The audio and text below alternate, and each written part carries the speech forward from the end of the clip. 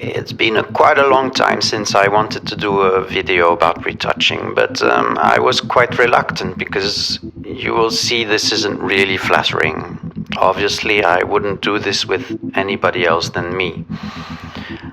But let me present myself. I'm Benjamin and I'm a French photographer.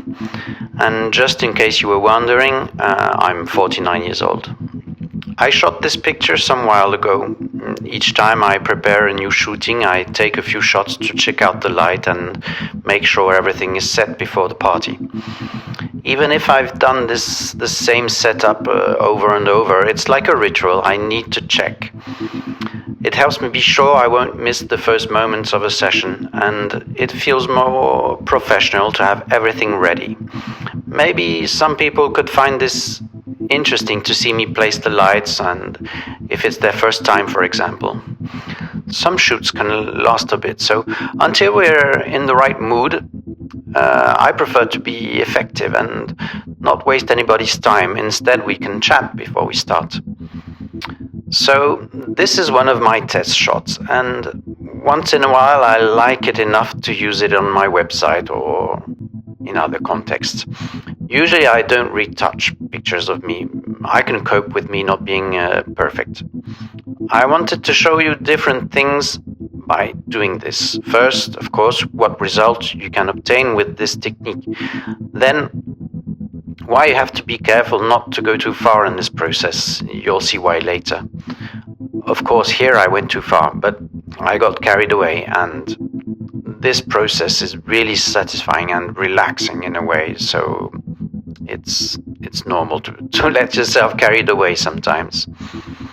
I would like to try and explain why I think retouching is necessary, and not just because it can be amazing.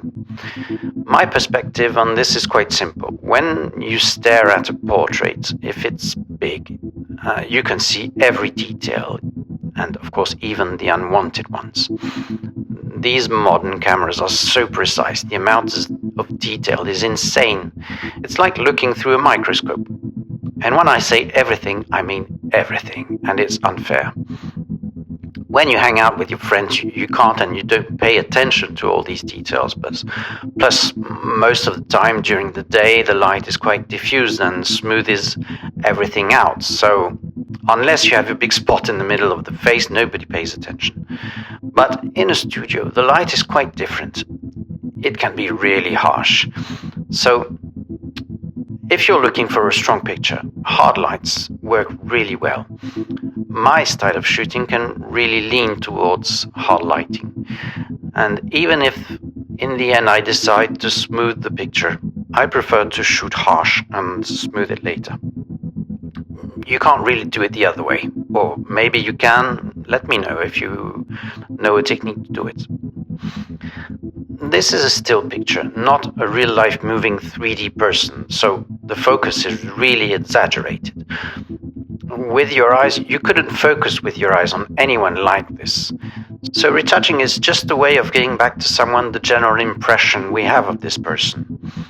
So it's only fair to try and present a person how you think they are perceived in real life. And why not show them at their best? You know, sometimes you don't feel great, you've had a bad sleep, or whatever life has brought to you that day. So I could easily decide to push the process a little bit more. Sometimes when everything clicks in, I decide to go all in. The moment is great, all the details are perfect, the light, the style, the emotion.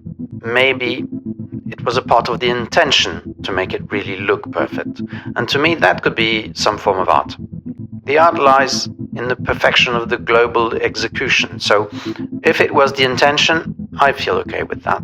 It can be part of the artistic process. But I'm not a professional retoucher, so I have no idea if my technique is good or not. I learned retouching on the go. I've been working on Photoshop for more than 25 years. I've seen a few videos on this subject, like most photographers, that gave me some clues, but do real professionals share their best methods here on YouTube? Not sure, who knows. What I've heard is that you should retouch your pictures at 100% and not try to zoom in, to keep it natural and not overdoing. Maybe you can save some time also, but I often have the impression you can still see the imperfections, so I clearly zoom in and do whatever has to be done. I prefer to do it that way.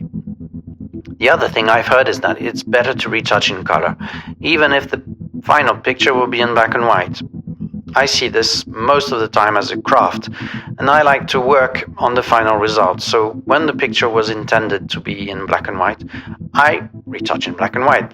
It feels normal to me. I know a retoucher who works directly on the raw file and then edits the final picture and mood as the final touch, not me. When it comes to filters, I know there are great tools out there to do this faster, but I like to be hands-on on my work. It's part of the process. I prefer to spend more time and enjoy what I'm doing. I think it also helps me to be more selective in the photos I choose to show. I also think there's a part of choice in how and what you retouch. You can't let a filter do all the work. Choices have to be made during the process. So, if you're still here watching this video, you've probably noticed I first started by removing all the small imperfections, and that the next step is to unify the shades of the skin. Most of the time, I lighten up all the darker parts of the image, instead of moving dark and lighter parts to a grayish middle. I think it makes my pictures brighter and more contemporary. So, this is the final result.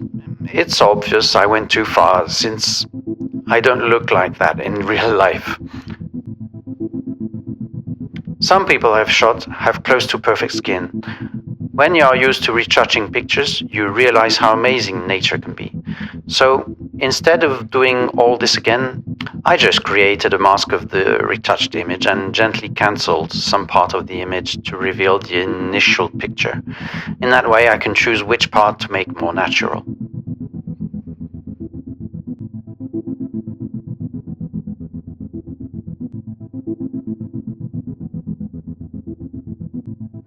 So here's the before and the after.